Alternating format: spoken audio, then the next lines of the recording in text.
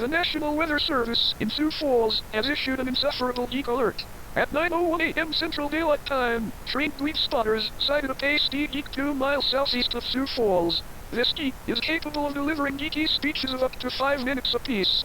Do not attempt to approach this geek as you will get sucked into the storm. Please take cover immediately.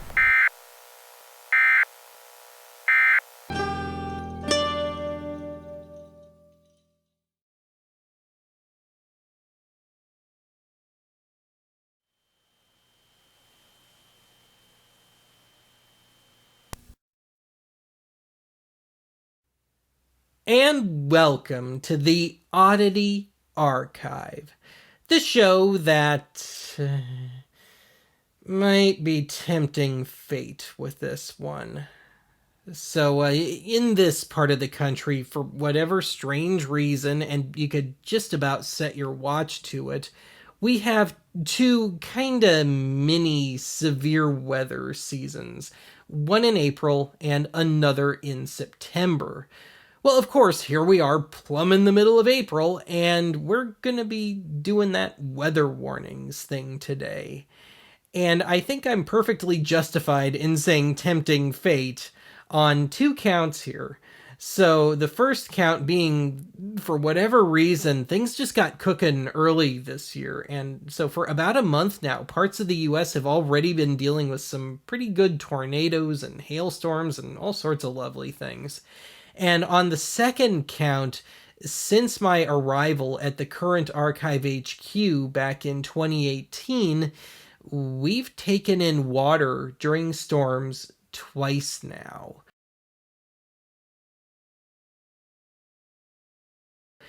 And I can only hope that the changes I made to the drainage here last summer are at least sorta good. I guess we'll find out. But anyway, the second time that we took in water, unbeknownst to me at the moment, there were 2 tornadoes within a 3-mile radius of Archive HQ, both of which touched down. I mean, that's just keeps looking more and more interesting, that this will probably have some strong wind move through it. So if you are in southern Sioux Falls, I think at this point, take cover. 10-4, we're in the area. There's power out all over the place here. As this thing was coming into Sioux Falls, you have, and this was the original area of rotation just south of T. So this was as of 11/19. This came to the northeast and affected areas near 85th Street. Now, at the peak of all this, which was about 11:30 p.m., water was coming in one of my windows and at a pretty good clip, and it was also coming up from the ground a bit, but it was the window that was the big concern. And so I was grabbing rags and towels and bed sheets, anything I could get my hands on, just to try and plug it up. And as I was doing this, I heard the civil defense sirens go off.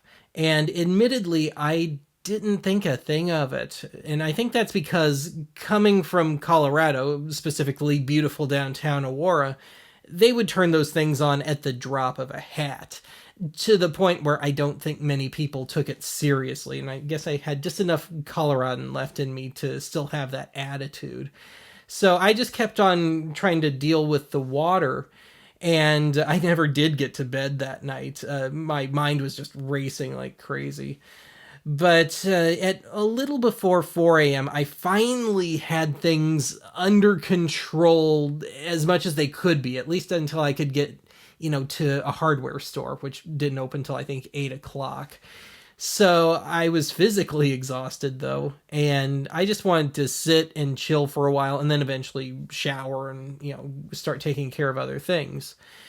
So I sat down, turned on the TV, and the last time the TV had been on, it was on the local CBS affiliate, and so here it is on again. It's the CBS Overnight News, and right at the stroke of 4 o'clock, it abruptly cut to local news, a special report.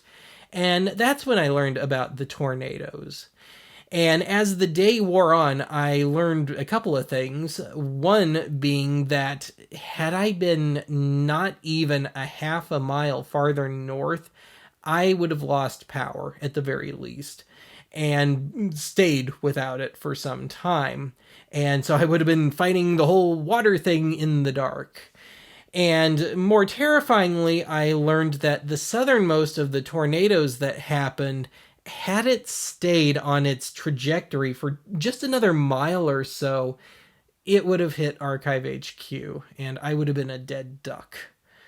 So, for what it's worth, nobody got killed in all this, amazingly. A few people got injured, but 98% of the damage, I would say, was uprooted trees and some building damage, car damage, that kind of thing. Stuff that can be fixed. And so, you're not here to listen to me ramble about this crap, are you? So, let's finally get into our periodic fix of existential dread. Anyway, I want to start things off with a bit of pretty serious synchronicity. So this first clip occurred on the 4th of July, 1977 in Detroit, and the date isn't really all that important. But it was the show that was on that mattered, and it was the probably unintentional final episode of that cult classic satirical soap opera, Mary Hartman, Mary Hartman, a show that I'm actually pretty fond of. But one of the umpteen underlying plots of this episode, which is kind of the norm for that show, involved a tornado hitting their fictitious setting of Fernwood, Ohio. He's got the whole world in his hands.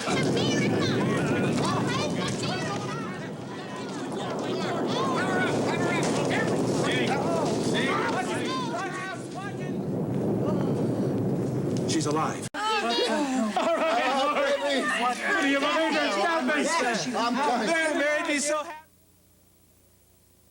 From your TV2 News, again this reminder, a tornado warning is in effect for Oakland and Macomb counties.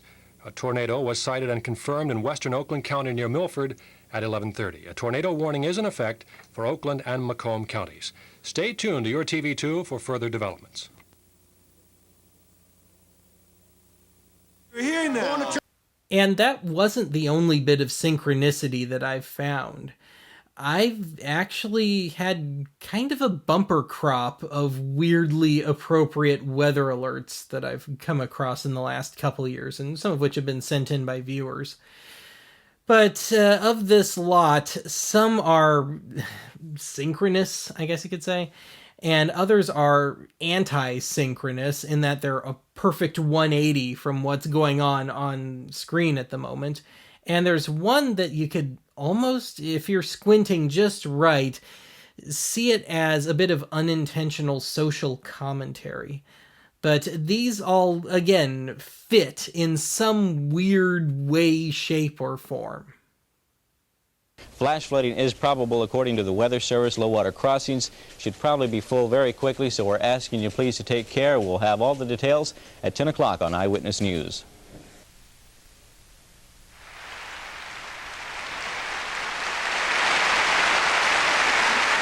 We're right there. We're within, like I say, you know, everything's covered in mud.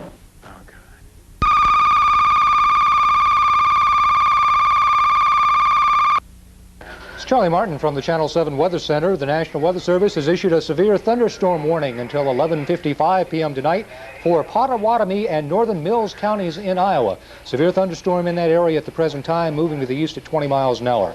Severe thunderstorm warning until 11:55 tonight for Potawatomi and northern Mills counties in Iowa. Stay tuned to Weather Watch 7.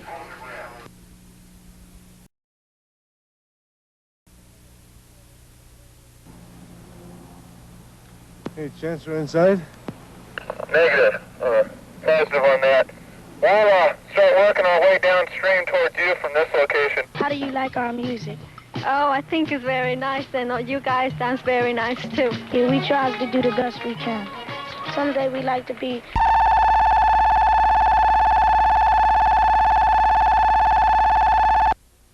This is Jeff Gallen at the Channel 7 Weather Station. We interrupt this program to bring you a special weather statement.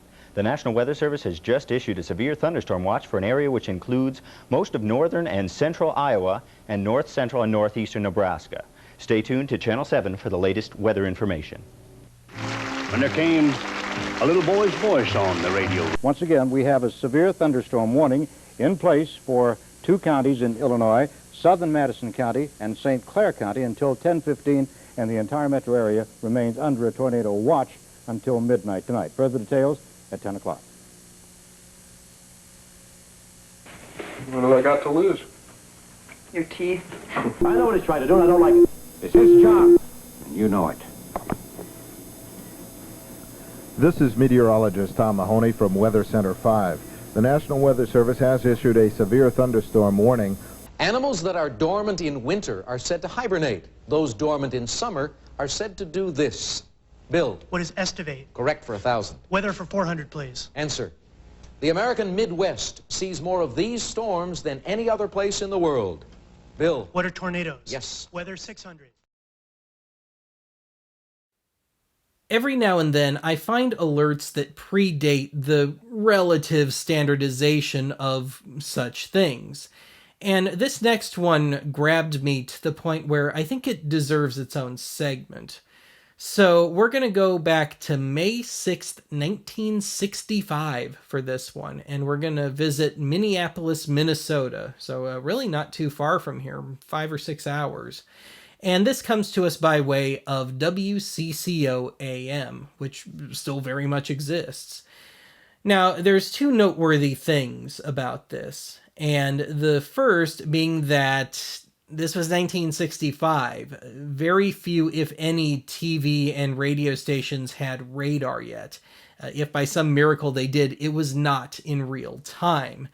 As far as I know, the only people with real-time radar in 1965 would have been the National Weather Service and the military.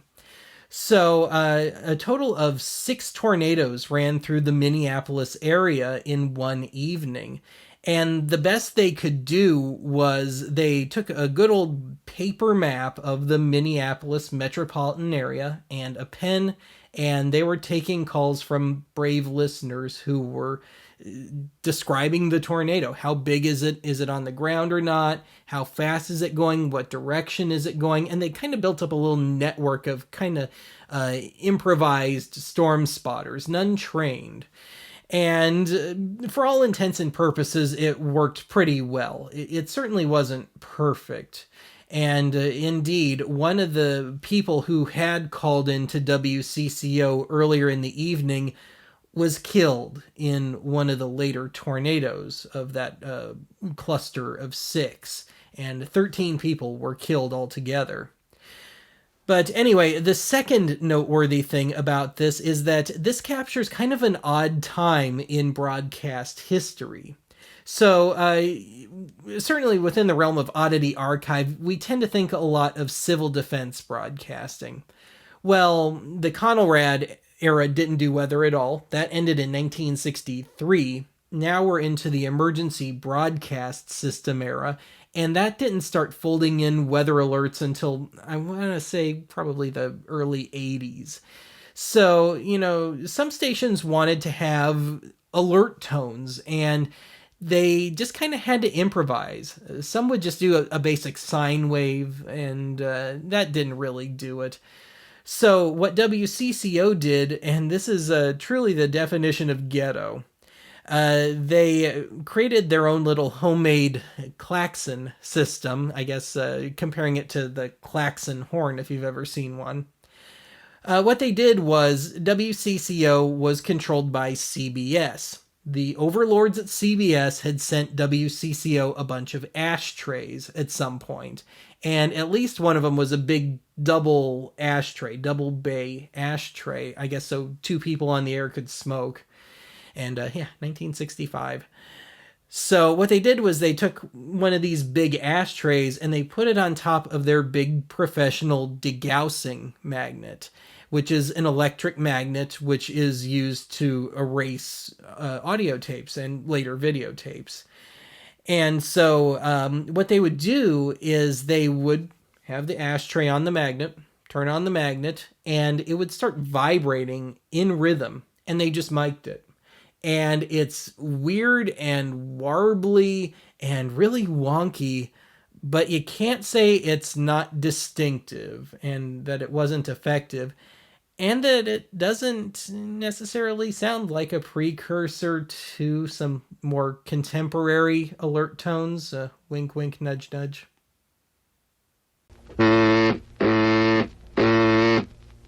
We interrupt this program to bring you an official tornado warning from the U.S. Weather Bureau.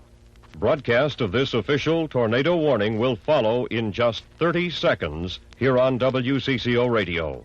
Please stand by.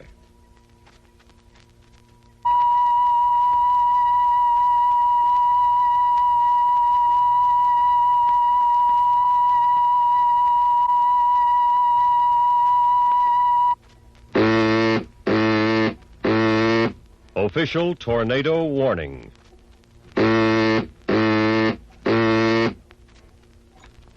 The Twin Cities Weather Bureau has just received the report of a tornado threatening to move into the metropolitan Twin Cities area.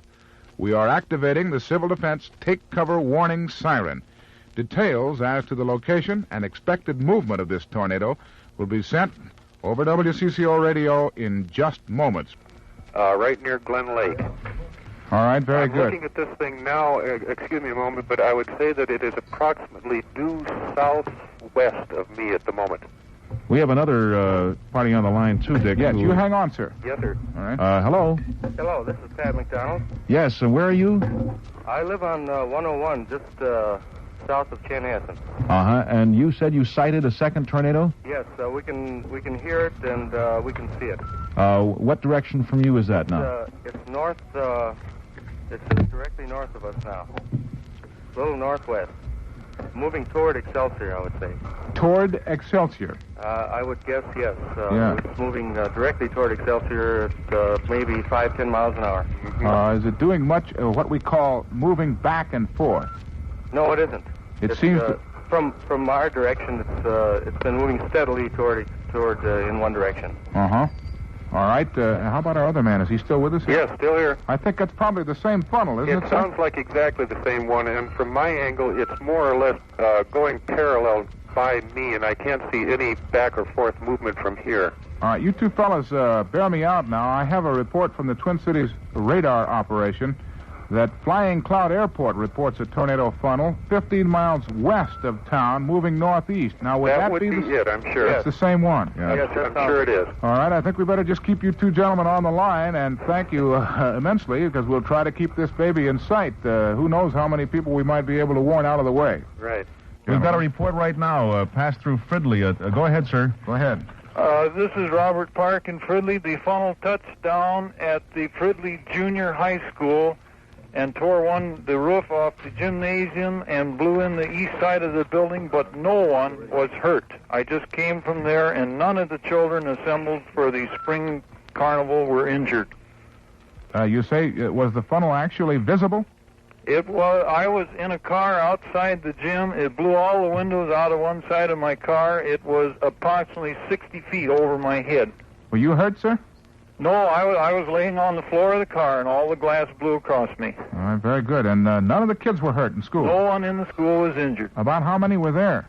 I don't know. It must have been over 100. Let me do a kind of a quick wrap-up here.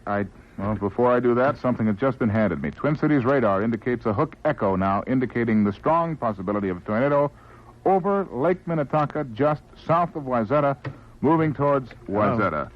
The immediate Twin City area, from my standpoint, should be under cover at the moment, or at least ready to take cover at the moment.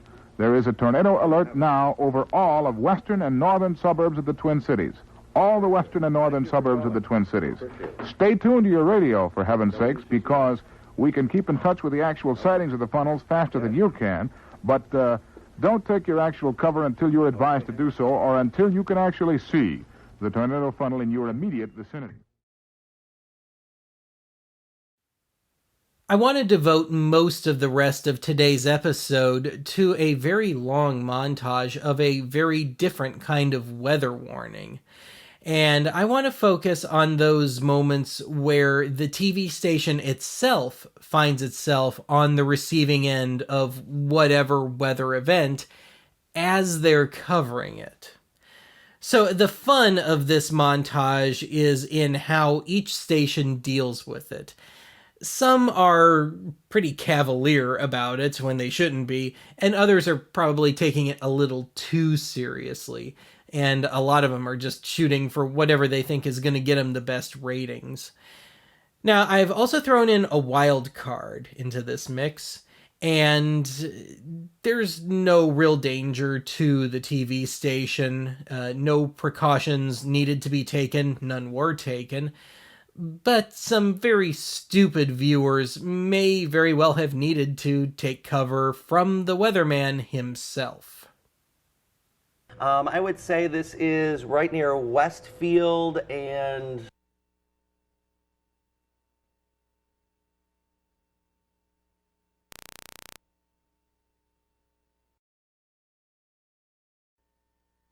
Your tornado precautions at this moment. All right, we're back on the air. I just evacuated our entire studio, except Cindy and me. If you're in the back studio, you guys, if you want to just leave the Doppler radar and leave our mics open, I'd like to have everybody that's at the WREX studios in the basement. Cindy, let's... I'm going to go outside. No, we're going in the basement. Okay.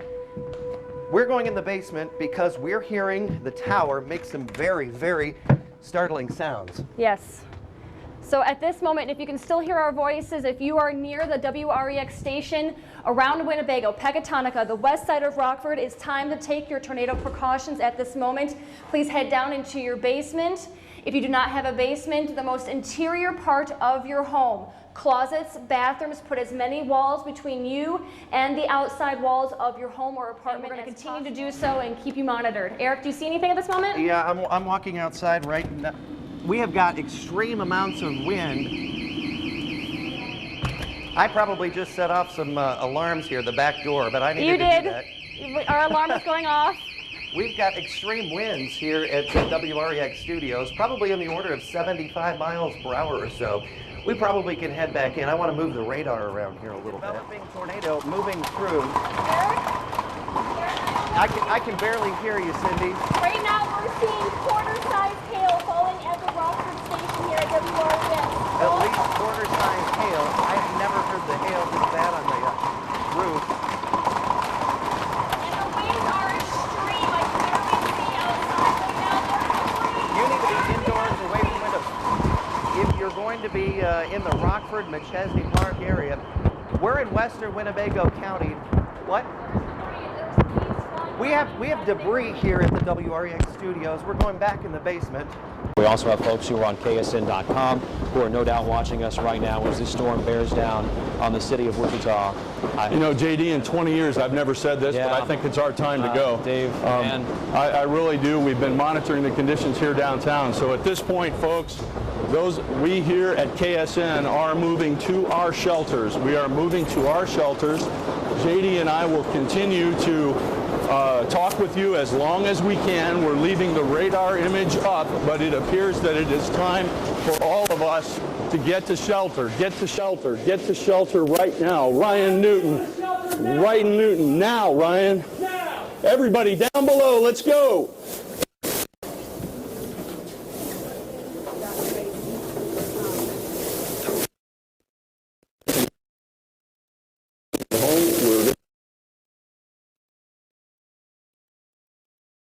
We just took a pretty good lightning strike very close to the station here. Just a few minutes.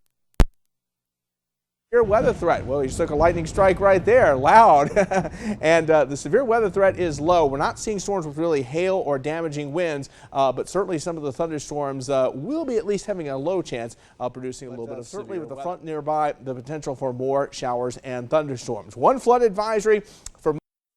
Yeah, whoa, that was a big cell. That was close. I'm not gonna lie, that one scared me a little bit here. But there it is, flood advisory for portions of Bladen County. And obviously, as we've been talking about lightning strikes, we've had several reports of lightning deaths around the area over the last couple of days. And again, we can't emphasize enough that lightning can be very, very dangerous. There it is. Go inside now. Get inside, folks. This is moving by the Channel 5 area as we speak. By News Channel 5. Dad, are you getting this right now? Good. All right, folks, you need to head to your safe place. This tornado is on the ground. It is moving right by Channel 5 as we are getting close to a direct hit at the TV station. If you can still hear me, that is a tornado. Power flashes around First Tennessee Park right now. This is Live View 2 as this moves through the parking lot of Channel 5. This is a direct hit. Generator kept us on the air through the worst of the storm. We will have to continue using that generator until NYSEG can restore power to Ingram Hill Road, where our transmitter is located.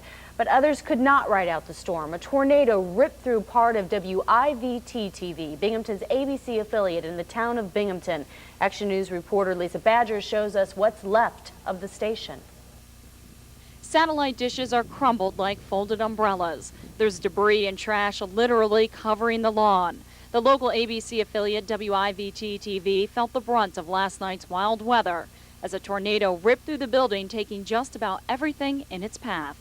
The station's transmission tower, which once sat inside a fenced area on the side of the building, was dragged across the roof and wound up here. It's dark. It's also rainy. I was just checking social media. We have viewers complaining already. Just go back to the show. No, we're not going back to the show, folks. This is a dangerous situation, okay? It's nice rain. Think about this. This was your neighborhood.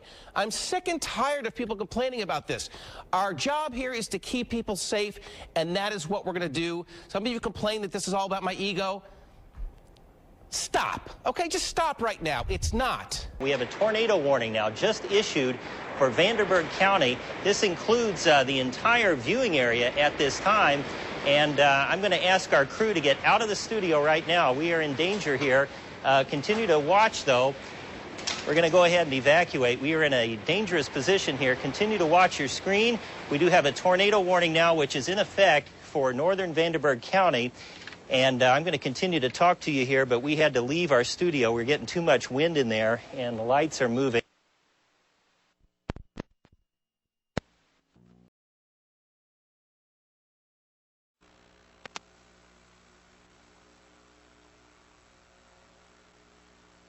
My microphone is still on the air here. We just took a big lightning hit here at the station, along with some very strong winds.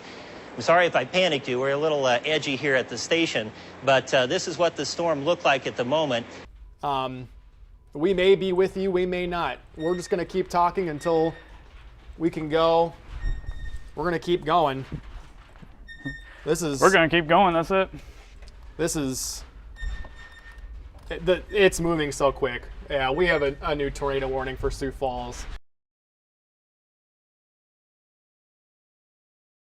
Too dangerous for us to kind of stick around. Let's go get people from the newsroom. Yep. Okay, we're going to leave this on for now, but we are going to go. So stick with us. We're going to leave radar up, but we got to go. For those of you on Facebook Live, we'll be back later.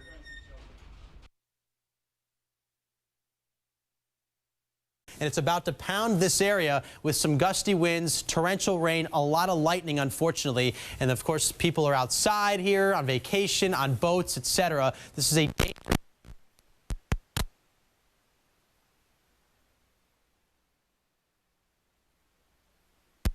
station. That's why you're probably seeing a little black on your TV. You might be able to hear me right now. I am not sure of that, but we're not having any lights. You can still see the radar that is behind me, I believe. You can see me in a black silhouette, it appears. As my notoriety in South Dakota and really seemingly the upper Midwest in general continues to unintentionally and somewhat uncomfortably grow, I found myself hearing more and more from local and state and regional viewers. But in the last year or so, I've started to really hear from local and local-ish viewers, most of whom seem to be interested in this apparently locally and regionally infamous weather alert slide that used to run on KELO, or KELO TV, the CBS affiliate, right here in Sioux Falls. And it's supposed to be pretty dang distinct, both the image and the sound. So the good news is I found it, and it lives up to its reputation. The bad news is that it comes to us by way of some YouTube user. I mean, God bless him for catching it, but this person clearly had no idea how to do a running screen recording or download web video or anything like that. So this person just took out their phone and held it up to the computer screen and recorded it. So it's all shaky and you hear the person breathing and stuff throughout, and the picture's all cut off, and it's not pleasant at all. Not that it's pleasant in its pure form, I'd imagine.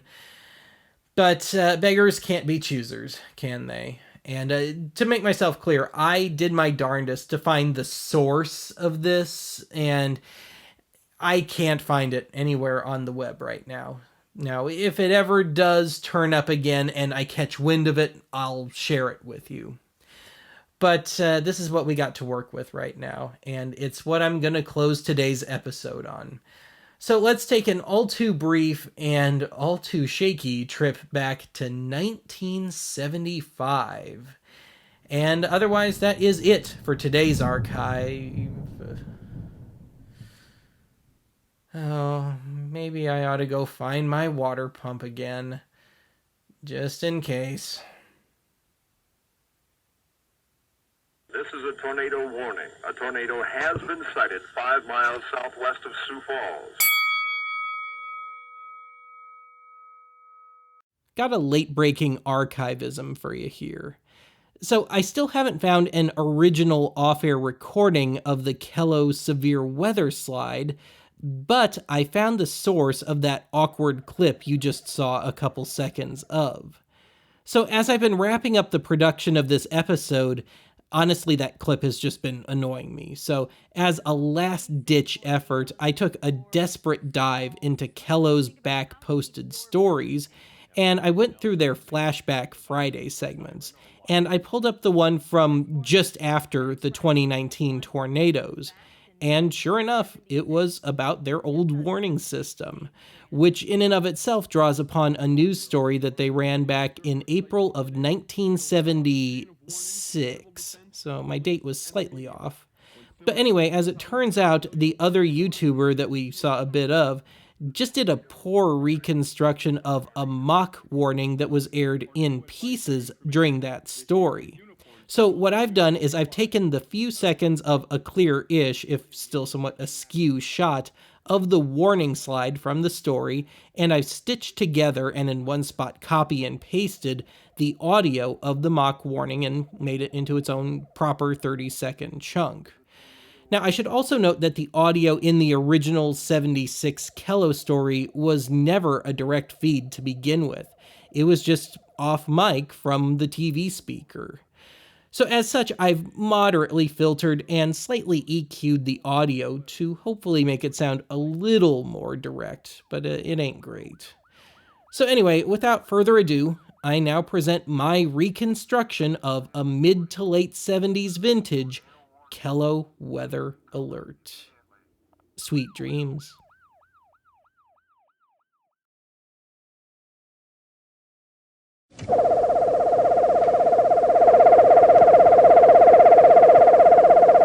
This is a tornado warning. A tornado warning.